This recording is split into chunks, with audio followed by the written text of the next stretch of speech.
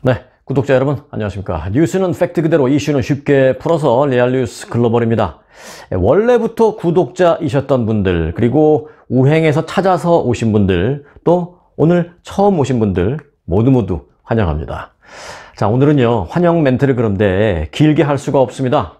우행에서도 예고를 해드렸습니다만은 용의자를 폭행하는 경찰을 넘어서서 이제는 죄 없는 사람을 무조건 두드려 패고 그걸 거리에 방치해두고 이후 문제가 될 것 같으니까 피해자 매수를 하고 진술서를 조작하고 목격자를 매수하고 금품을 제공하고 등등등 경찰관들이 했다고는 믿기 어려운, 믿을 수 없는 그런 범죄를 저지른 정말 최악의 상황이 발생했습니다.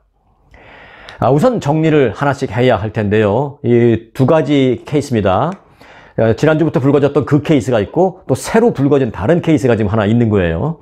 자, 어디서부터 해야 할지, 또 어떤 경찰의 범죄 얘기를 먼저 말씀드려야 될지 답답할 뿐입니다만은, 자, 그래도 우리 레알뉴스 구독자분들이 이해하기 쉬우시게 제가 정리를 열심히 해서 좀 쉽게 만들어 놨습니다. 정리를 해드릴게요. 우선 지난주 내내 이슈가 되고 있는 이 테네시주 멤피스 경관들 관련 추가 소식부터 전달을 해드리고, 그리고 새로 들어온 또 다른 경찰관 폭행 사건 이어서 전해드리겠습니다. 자, 테네시주 멤피스에서 별다른 저항을 하지 않았던 20대 흑인 운전자를 집단 구타해서 숨지게 한 경찰관들이 폭행을 한 것도 모자라서요, 자신들이 자신들의 어떤 그 책임을 거기서 벗어나기 위해서 사망한 피해자를 가해자로 둔갑시키려 하는 끔찍한 범죄. 그래서 그 가해자로 둔갑시킨 조작된 내용을 상부에 보고하는 등의 뻔뻔한 거짓말을 한 정황이 드러났습니다. 당시 운전자가 경찰관의 총을 빼앗으려 시도하는 등 공격적인 태도를 보여서 강경하게 대응할 수밖에 없었다라는 허위 사실을 경찰 내부 보고서에 버젓이 적어놨다는 것입니다. 뉴욕타임스에 따르면 이달 7일 있었던 일이죠. 귀가 중에 이 난폭 운전을 했다는 이유로 경찰관들에게 붙들려서 몰매를 맞고 숨진 흑인 남성 29살의 타이어 니콜스, 이제 뭐 이름 다 기억하시죠? 그는 사건 몇 시간 뒤에 이 사건과 관련해서 경찰관들이 이제 쓴 거죠. 사건 몇 시간 뒤에 작성된 이 경찰 보고서를 보니까 격분을 해서 먼저 싸움을 걸어온 용의자라고 그 사망한 흑인 운전자를 그렇게 묘사했습니다. 격분을 해서 먼저 싸움을 경찰들에게 걸어온 용의자, 이렇게 묘사를 해놨습니다. 영상을 보니까 그렇지 않던데요. 뭐 나는 아무 짓 안 했는데 왜 그러냐 뭐 계속 얘기하고 엄마 찾기도 하고요. 또 과속으로 반대 차선을 침범하는 모습을 보고 불러 세웠더니 경찰관들이 지닌 총을 빼앗으려고 했고, 이 때문에 체류 스프레이를 얼굴에 뿌릴 수밖에 없었고, 그러자 달아나서 추적 끝에 결국 제압했다라는 것입니다. 정작 그런데 그 이후에 공개된 경찰 이 바디캠 영상에서 이 니콜스는 총을 빼앗으려 들기는커녕 시종일관 경찰의 지시에 따르려고 하면서 뭐 아주 순순하게는 아니지만 그러면서 계속 나한테 왜 그러느냐라고 계속 말하는 그런 모습을 볼 수가 있었습니다. 그런데도 이 경찰관들이 전기 충격기, 이 테이저건을 쏘겠다거나 또는 손을 부숴버리겠다라고 협박하면서 위협하면서 계속 이렇게 위협을 하자 이 운전자는 당황을 해서 근처에 있는 엄마 집으로 달아나려다가, 왜 그 당시 영상에서도 마음 찾는 게 나왔잖아요. 그 엄마 집으로 달아나려다가 붙들려서 집단 구타를 당한 것이 이 사건의 전말이었습니다. 하지만 이와 관련된 경찰 내부 보고서를 보니까 니콜스를 경찰관의 적법한 조치를 거부하고 경관과 싸움을 벌인 가해자이자 가중폭행범으로 명시가 되어 있었습니다. 그 폭행한 구타한 그 경관들이 사무실에 들어와서 쓴 그런 보고서죠. 그래서 오히려 니콜스를 폭행한 경찰관들 중에 한 명을, 그 경찰관을 피해자라고 그렇게 적어 놨습니다. 이 경찰 리포트, 자기들의 내부 보고서를 보니까 경찰관들이 니콜스의 팔을 등 뒤로 돌려서 꼼짝 못하게 한 뒤에 머리를 거듭 강타하는 등 과도한 폭력을 행사한 사실도 완전히 빠져 있었습니다. 그 영상 아니었으면 큰일 날 뻔했어요. 이처럼 왜곡된 보고가 이루어진 탓인지 이 멤피스 경찰국은 사건 직후에 내놓은 첫 성명에서 이번 사안이 경찰관에 의해 일방적으로 이루어진 폭력이 아니라 양측 간의 대치 과정에서 벌어진 사건이다라고 주장하기도 했습니다. 그런데 보고서와는 별개로 이 바디캠의 영상을 보면 가해 경관들은 니콜스가 마약에 취해 있었던 것이 분명하다라고 보고서에서 주장하고 있고, 또 뒤늦게 도착한 다른 동료 경찰관들에게는 니콜스가 자신들에게 주먹을 휘두르고 총에도 손을 댔다라고 거짓으로 설명을 하기도 했습니다. 모두 허위, 거짓, 조작이죠. 자, 그래서 이들은 지금 현재 전원 해고되어 있는 상태고요. 2급 살인 등의 혐의로 기소되어서 법정에 서게 됐습니다. 이와 관련해서 뉴욕타임즈는 경찰 폭력 사건과 관련해서 가해 경찰관들의 보고 내용과 카메라에 찍혀있는 실제 상황이 다른 경우가 사실은 이번이 처음이 아니다라고 뉴욕타임즈가 보도했습니다. 가끔, 종종 경찰관들이 허위로 보고서를 작성해서 올린다는 것이죠. 자, 그런데 이번 사건으로 문제가 드러난 게 이 경찰관들뿐만이 아닙니다. 현장에 뒤늦게 도착한 이 구급대원들의 행태에도 문제가 발견됐습니다. 그래서 그들도 해고됐습니다. 사망한 니콜스는 처참하게 구타를 당한 뒤에 사건 현장에서 이 구급대원들의 적절한 응급조치조차 받지 못한 것으로 드러났습니다. 멤피스 소방당국은 구급대원 2명이 현장에 출동하고도 니콜스의 상태를 제대로 판단하지 못했다라면서 이들 역시 해고했다고 밝혔습니다. 소방국은 당시 구급대원들을 싣고 현장으로 이동했던 그 앰뷸런스의 운전기사도 해고했다고 밝혔습니다. 이유는 현장 도착한 뒤에 차에서 내리지 않고 가만히 차 안에서 앉아서 놀고 있었다는 것입니다. 규정 위반입니다. 자, 이와 관련해서 지나 스웨트 멤피스 소방국장은 총 3명을 이 해고한 이유에 대해서 구급대원 2명과 운전기사 1명, 총 3명. 구급대원들은 경찰이 폭행을 중단한 뒤에 불과 몇 분 뒤에 니콜스를 발견했지만 환자 상태를 적절하게 평가하지 않았다라고 설명했습니다. 또 폭행하는 경찰관, 이렇게 거짓말하는 또 다른 경찰관, 그리고 묵인하는 구급대원, 또 그것을 차 안에 앉아고 그저 방관하고 쳐다보고 있는 앰뷸런스 기사 등등이 지금 논란이 되고 있습니다. 정말 총체적인 문제를 드러난 그런 케이스입니다. 이 멤피스 경찰관 사건은 아마 좀 오래 갈 것 같습니다. 네, 오늘 그런데 이 경관들 폭행 사건 얘기가 조금 길어질 것 같습니다. 좀 길어도요, 잘 따라와 주시기 바라겠습니다. 이게 중요해서 그래요. 자, 지금까지 말씀드린 것도 중요하지만 여기 더 충격적인 사건이 있습니다. 흑인 청년이 경찰 폭력으로 사망한 사건으로 미국이 지금 이처럼 들끓고 있는 가운데 플로리다주에서는 경찰이 무고한 노숙인을 외진 곳으로 끌고 가서 기절할 때까지 폭행했다는 사건이 또 뒤늦게 드러났습니다. 워싱턴 포스트가 엊그제 보도한 바에 따르면 플로리다주 마이애미 데이드 카운티, 이쪽은 이제 마이애미하고 뒤에 데이드라는 또 이름이 2개가 같이 붙여졌어요. 이 마이애미 데이드 카운티 검찰은 이 하이얼리아라는 그 지역이 있습니다. 요건 이제 조그마한 지역인데요. 하이얼리아 경찰서에서 근무했던 올해 27살의 라파엘 오타노, 그리고 22살의 로렌초 오펠라, 이 두 경관을 무장 납치 및 폭행 혐의로 기소했다고 밝혔습니다.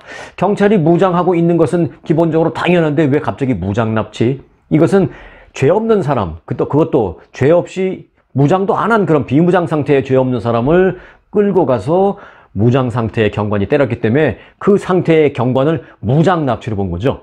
무장 납치 및 폭행 혐의로 기소했다고 밝혔습니다. 이 오필라라는 경관에 대해서는 또 직권남용 혐의도 추가로 적용했습니다. 자, 무슨 일이 있었냐? 이 오타노와 오필라 두 경관은 지난달 17일 오후 5시 13분쯤 이 마이애미 인근 하이얼리아라는 지역의 한 빵집에서 한 남성이 소란을 피운다라는 신고를 받고 출동했습니다.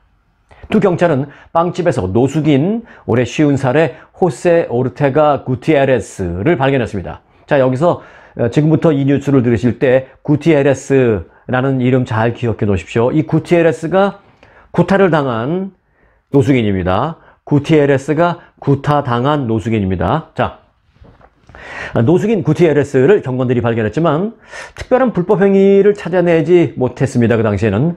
근데 그럼에도 불구하고 이들은 구티에레스를 음주난동이라고 몰아붙이면서 수갑을 채운 뒤에 5시 24분쯤 경찰차에 일단 태웠습니다. 그리고 구티에레스는 이후 경찰 조사에서 밝힌 바에 따르면 이후 약 8마일, 9마일 정도 떨어진 으슥한 숲으로 이 경관들에 의해서 끌려가서 피투성이가 되도록 맞았다라는 것입니다. 경관들이 이를 그 구티에레스를 차에 태웠다가 슬그머니 차를 몰고 어디 가서 으슥한 곳에 가서 내려 하고 내린 다음에 숲속에 들어가서 피투성이가 되도록 때렸다는 겁니다. 그래서 그 구티에레스는 의식을 잃었다라고 진술했습니다.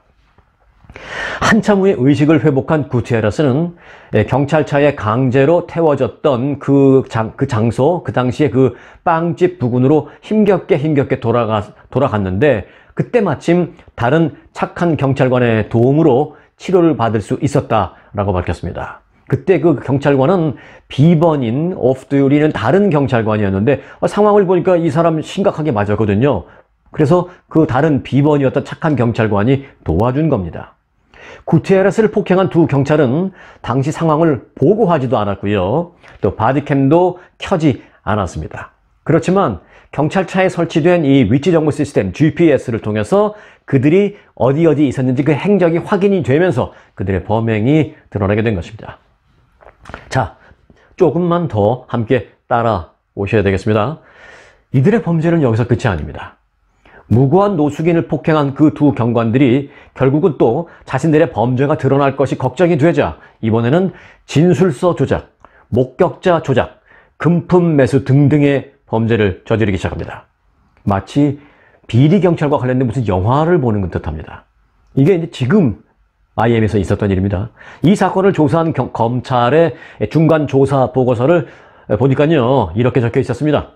두 명의 경관들은 자신들과 평소 친분이 있던 민간인 살레라는 사람에게, 지금 살레라는 민간인이 갑자기 나왔죠? 자, 범죄를 저지르고 무고한 사람을 폭행한 이 두 경관이 이것이 들통날 것 같으니까 자신들과 평소에 친분이 있던 민간인 신분의 어떤 한 사람과 만납니다. 접촉을 합니다. 그 민간인, 그 사람의 이름은 살레. 이 살레라는 민간인을 만나서 그 사람에게 부탁을 합니다. 피해자인 구티에레스를 좀 대신 만나서 우린 경찰관이고 지금 문제가 되고 있어서 지금 우리 추적당하고 우리는 행동 일거수일투족이 다 감지당하고 있으니까 내가 그 사람을 만날 수가 없어. 그러니까 살레, 당신이 평소 우리랑 친하잖아. 그러니까 우리가 때린 그 구티에레스를 좀 우리 대신 만나서 이렇게 좀 해줘. 했는데 뭘 부탁했느냐? 진술서를 다시 써서 서명을 하게 부탁 좀 해달라고 하고 또 그걸 들어주면 $1,300를 주도록 해서 이 살레에게 1,300불 줬고요. 살레는 그 1,300불을 구티에레즈, 노숙인에게 주었습니다. 그런 조건으로 이 조작에 합의를 해달라. 이 합의를 대신 이끌어내달라라고 이 경관들은 민간인에게 부탁했습니다. 부탁을 받은 살레라는 사람은 이 피해 노숙인 구티에레즈를 진짜로 찾아가서 그대로 전했고 노숙인 신세였던 이 구티에레즈는 일단은 $1,300를 받았다라고 합니다. 자신이 무고하게 두드려 맞았다라는 원래의 진술과 반대되는, 다시 말해서 맞은 적 없다라는 뭐 그런 취지로 다시 진술을 하겠다라는 뭐 조건을 합의를 했는지는 모르겠어요. 그런 조건에 대해서 일단 주는 돈은 받았다고 합니다. 하지만 이 같은 상황도 곧 들통이 나고 말았습니다.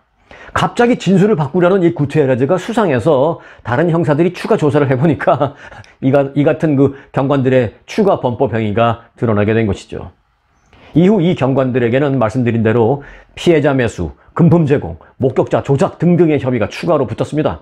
그리고 돈을 실제로 구티에레즈가 받긴 받았는데 뭐 구티에레즈가 받은 그 범법 행위에 대해서는 뭐 별개로 친다 하더라도 그 부분에 대해서 이 구티에레즈는 나는 노숙자고 실직을 했기 때문에 돈이 필요해서 일단 그 돈을 받긴 받았습니다라고 말을 했습니다.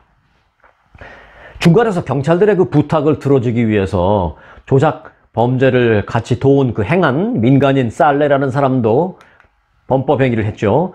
살레에게는 목격자 조작 등등의 혐의가 부과돼서 그 역시 기소돼서 지금 구치소에 수감돼 있습니다. 무슨 범죄 영화에서나 나올 법한 경관들의 비리, 조작, 폭행 등이 한꺼번에 드러나는 그야말로 경관 비리 3종 세트가 마이애미에서 발생했습니다. 발생한 지역을 다시 설명을 드리면 플로리다주의 마이애미 데이드 카운티라고 하고요. 또 그곳의 한 지역 경찰국인데 그 작은 지역의 이름은 하이얼리아. 약간 뭐 중국말 같기도 하죠. 네, 하이얼리아라는 곳입니다. 이와 관련해서 이 하이얼리아 경찰국 측은 이렇게 말하고 있습니다. 경찰관이 배지를 배신하는 슬프고 실망스러운 날이다 라고 말했습니다. 배지, 무슨 배지냐? 이 경찰 배지 말하는 겁니다.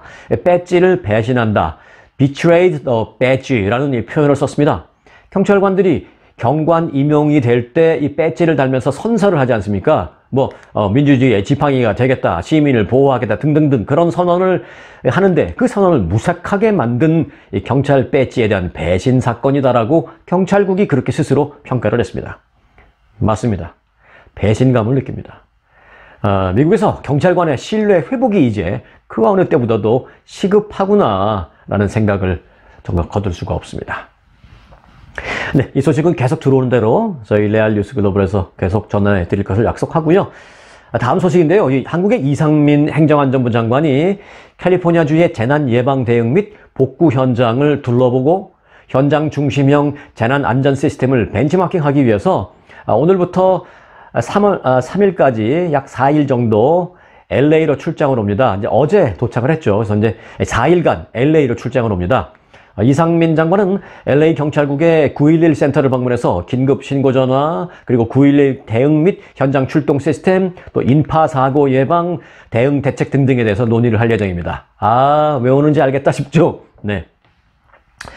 사실 한국에서 이태원 참사가 발생한 직후 저는 한국의 119 시스템이 미국의 911 시스템을 좀 보고, 물론 한국이 좀 나은 게 있으면 당연히 더 개발을 하고 하지만 미국 911 시스템이 더 나은 게 있다면 반드시 배우고 도입을 해서 한국도 이젠 선진국형 응급 대응 시스템을 갖춰야 할 텐데라는 안타까운 마음으로 영상을 만든 게 있습니다.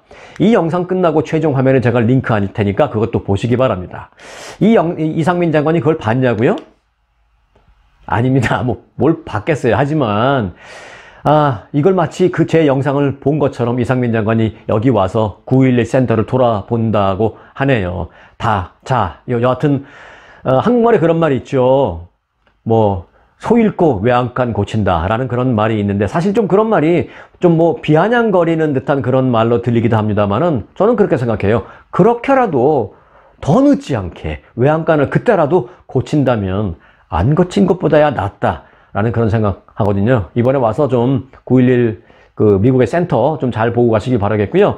제 영상 끝에 제가 링크를 올려드릴 테니까 최종 화면으로 제가 한 두어 달 전에 만든 미국 911 시스템, 이태원 참사 직후에 제가 만들어낸 영상이니까 보시기 바랍니다. 미국 TV에서 보도한 내용을 제가 가감없이 한국어로 번역을 해서 그 현장 같은 걸 제가 영상과 함께 만든 거니까 보시기 바라겠습니다.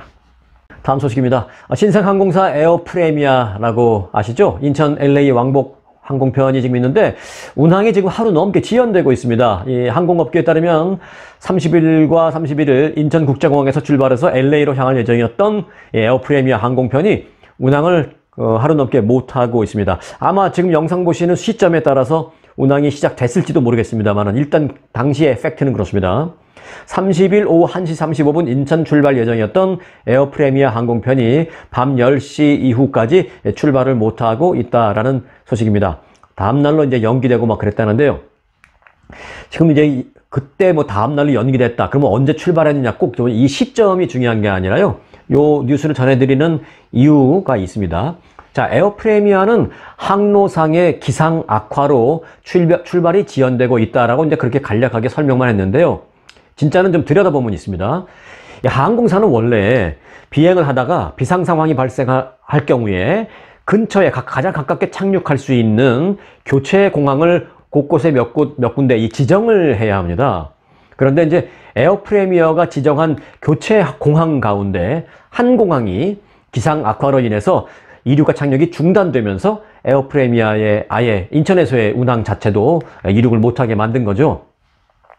이 교체 공항 다 똑같이 쓰는 건 아닙니다. 조금씩 다를 수 있는데 대한항공과 아시아나항공은 다른 에어프레미아와는 다른 딴 교체 공항을 이용하는 것이 이제 가능하기 때문에 현재 정상적으로 인천 LA 노선을 운행 중에 있습니다. 하지만 에어프레미아는 신생항공사였기 때문에 그런 교체 공항을 여기저기 충분하게 많이 해놓지 못한 것 같습니다.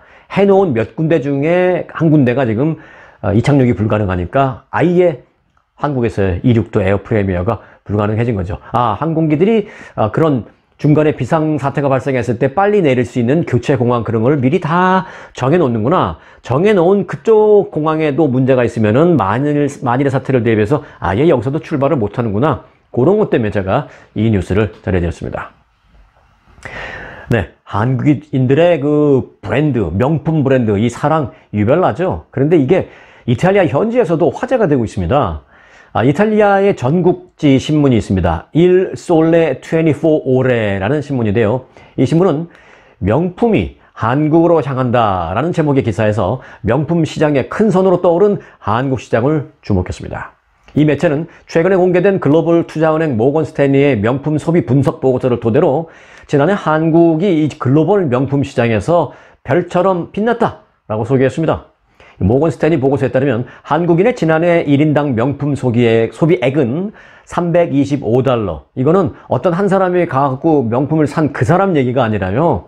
한국 국민들을 전체 5천만 국민들을 놓고 봤을 때 1인당 그만큼 썼을 거라는 얘기입니다. 그러니까 명품을 안 산 사람이 훨씬 더 많은 거의 대부분이었을 텐데 산 그 몇몇 극소수의 사람들이 얼마나 많이 썼을까 그 얘기를 알 수 있습니다. 비교해보면 알겠죠. 한국인 1인당 명품 소비액 325달러, 미국의 280달러나 중국의 55달러 등을 크게 따돌리고 세계 1위를 한 것으로 집계됐습니다. 페르난도 구엘리 주한 이탈리아 무역관장은 자동차까지 포함한 명품 브랜드 수출액은 이탈리아의 2022년 한국 전체 수출액의 절반 이상을 차지한다라면서 다시 말해서 이탈리아가 한국에 뭐 어떠한 물품이라도 수출을 하고 있는데 사실은 51% 전체 절반 이상이 자동차하고 그 뭐 핸드백이라든지 그런 명품 브랜드라는 거예요. 뭐 가죽백 뭐 이런 거, 옷 이런 거. 명품을 소비하고자 하는 한국인들의 욕구가 두드러지고 있다라고 그 이탈리아 무역관장은 말했습니다. 구엘리 이탈리아 무역관장은 한국 소비자들은 패션에 대한 애정이 강하다라면서 패션을 선도하려는 경향이 강하며 개성있고 품질 좋은 제품을 찾는다. 그렇기 때문에 이탈리아의 작은 브랜드들도 찾는다라고 덧붙였습니다. 작은 브랜드가 무슨 말이냐? 우리가 흔히 들으면 아는 뭐 구찌, 에르메스 이런 큰 브랜드도 있지만 잘 못 들어본 브랜드, 그런 작은 어떤 브랜드인데 나름대로 퀄리티가 좋고 가격도 세지만 그렇다면 한국인들은 그것까지도 알아보고 그걸 산다는 겁니다. 참 대단한 눈을 가졌어요. 이탈리아 무역관장, 한국에 주재하고 있는 이탈리아 무역관장 그 사람의 진단이 크게 틀리지는 않는 것 같습니다. 네.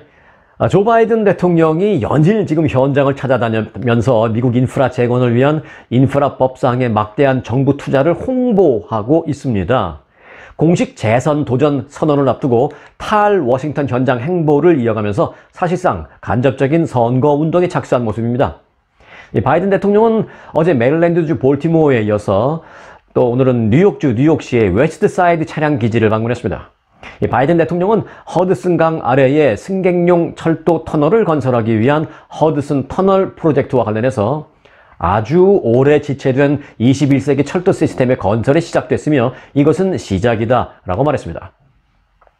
그러면서 초당적인 이 법안은 인프라법 덕분에 우리는 돈을 확보하게 됐고 이제 공사를 완료할 수 있게 됐다라면서 프로젝트가 끝나면 열차는 더 빠르고 안전하게 뉴욕을 드나들게 될 것이다 라고 강조했습니다. 또 허드슨 터널 프로젝트는 급여가 좋은 72,000개의 일자리도 함께 창출할 것이다 라고 이렇게 선거운동하듯이 홍보를 했습니다. 실제로 이 인프라 법안에 따르면 이번 뉴욕 허드슨 터널 프로젝트에는 약 3억 달러 정도의 정부 예산이 지원되고요. 전국적으로는 약 50억 달러가 그 인프라 구축을 위해서 정부 지원이 이루어지게 됩니다. 네, 이걸 보면 아시겠죠? 이 바이든 대통령이 사실상 재선을 위한 선거운동에 들어간 셈입니다. 행사장에는 민주당 상원 척 슈머 원내대표, 또 뉴저지주의 밥 메넨데스, 그리고 뉴저지주 역시 코리 부커 상원의원, 그리고 피트 부티지지 교통부 장관 등도 참석했습니다. 이들은 앞서 진행된 축사에서 이렇게 말했습니다. 바이든 대통령을 뭐라고 불렀냐면 엠트랙 조라고 불렀습니다. 엠트랙 아시죠? 암트랙, 그 대륙 횡단도 하는 그런 미국 기차. 그리고 이제 조는 조 바이든이니까 엠트랙 조라고 별칭으로 부르면서 바이든 대통령 덕분에 허드슨 터널 프로젝트 투자가 가능했다라면서 찬사를 보냈습니다. 엠트랙 조라는 별칭은 사실 지금 처음 만들어진 게 아니라 바이든 대통령이 상원 의원 시절 때부터 그때 그 바이든 대통령은 그때 수십 년 동안 그 엠트랙 열차를 타고 다니면서 일리노이주 윌밍턴에서 워싱턴 DC로 이 출퇴근을 많이 했어요. 그때 붙여진 별명이 엠트랙조였습니다. 지난 20일 임기의 반환점을 지난 바이든 대통령, 올해부터 이들 법안의 성공적인 집행에 국정 운영에 초점을 맞추고 있습니다. 바이든 대통령의 이 같은 큰 행사에 와서 그런 행동, 행위, 자기 홍보하고 또 가끔은 살짝 숟가락 얹기도 하는 그런 바이든 대통령의 상황과 관련해서도 바이든이 왜 거기서 나와? 라는 흥미로운 제목의 제 영상도 한 달 전에 제가 올려놓은 게 있습니다. 한국의 SK 기업이 미국 어디 한 큰 공장을 세웠는데 거기에 바이든 대통령이 나타나서 마치 나 때문에 이런 공장 짓는 거야, 나 때문에 이런 공장 생기는 거야 라는 듯한 제스처를 취한 게 있습니다. 그 제 영상 바이든이 왜 거기서 나와? 제 영상 역시 찾아서 한번 보시기 바라겠습니다. 미국 TV가 그때 그 내용 가감없이 보도한 내용도 저도 그때 이제 가감없이 한국어로 번역해서 올려놓은 게 있으니까 한번 보시기 바라겠습니다. 아직도 레알뉴스 구독 안 하신 분들은요, 구독 지금이라도 바로 눌러 놓으시고요. 편한 마음으로 앞서 제가 홍보해드린 그 영상도 찾아서 함께 하시기 바랍니다. 찾아보면 재밌는 영상, 솔직히 제가 생각해도 참 재밌는데 라고 생각하는 영상들이 한두 달 전쯤에 올린 것들 많이 있어요. 길지도 않습니다. 뭐 3분, 5분짜리 많이 있으니까 즐겨보시기 바라겠습니다. 중국의 초부자들이 해외로 빠지고 있습니다. 요즘은 싱가포르로 많이 가고 있는 모양인데요. 중국의 코로나19 방역 정책과 조세 정책 등의 환멸을 느낀 중국의 슈퍼 리치들이 싱가포르로 향하고 있다고 로이터 통신이 보도했습니다. 이 보도에 따르면 중국 슈퍼 리치들이 자국의 코로나19 정책에 실망한 2021년부터 싱가포르에 본격적으로 빠져나가면서 중국의 부가 그리로 유입되기 시작했다는 것입니다. 중국의 부자들이 불안정한 중국과 홍콩 등을 벗어나서 더 기업 친화적인 조세 정책과 안정적인 정치 환경을 갖춘 싱가포르에서 거액의 자산을 보호해줄 피난처를 찾고 있다는 것입니다. 이 많은 돈을 중국에 갖고 있다가 언제 뺏길지도 모르겠다라는 그런 불안감도 있는 것이죠. 올해도 불평등 완화를 목표로 하는 이 중국의 공동 번영 정책이 추진되고 있는 만큼 이러한 추세는 당분간 이어질 것이다 라고 로이터는 분석했습니다. 불평등 정책이라는 게 뭐예요? 돈 많은 사람 거 좀 내놔 해가지고 뭐 가난한 사람한테 좀 주겠다라는 것인데, 뭐 사실 어찌 보면 이게 바람직하긴 하죠. 공동체니까. 하지만 이런 과정에서 중국 공산당 마음대로 한다는 거죠. 특별한 어떤 기준이나 누구나 다 공감할 수 있는 그런 기준이 아니라 중국 공산당한테 잘 보이면 봐주고, 그렇지 않으면 확 뺏어가고, 뺏어가면서 갖다 대는 법률은 이거 불평등 정책 때문이야 라고 하고, 눈에 걸면 귀에 걸면 귀걸이 뭐 그런 거 있잖아요. 네. 싱가포르는 현지 기업이나 펀드 또는 패밀리 오피스에 250만 싱가포르 달러, 미국 달러로 치면은 약 한 200만 달러 정도 될 겁니다. 원화로는 약 한 23억 원 정도? 그 정도를 투자한 사람들에게는 싱가포르가 영주권 신청 기회를 주고 있습니다. 그런데 지난 한 해 싱가포르 영주권 취득자는 3만 명, 취업비자나 장기비자 취득자는 약 9만 8천 명 정도에 육박하는 것으로 나타났습니다. 이들 거의 대부분이 중국 사람들이었습니다. 네, 중국 사람들 사실 싱가포르만 가는 게 아니죠. 해외로 나간다면 당연히 빠질 수 없는 게 이곳 미국인데요. 이제 조만간 미국에 들어오려는 중국 분들도 증가세를 보일 것으로 전망됩니다. 자, 오늘 영상은 여기까지입니다. 어디에 계시거나 즐거우시기를 바라면서요. 오늘 뉴스가 도움이 되셨다, 재밌었다, 즐거우셨다라면 저는 그걸로 되었습니다. 내일 다시 찾아뵙기를 바라면서요. 오늘 영상 마칩니다. 여러분 고맙습니다.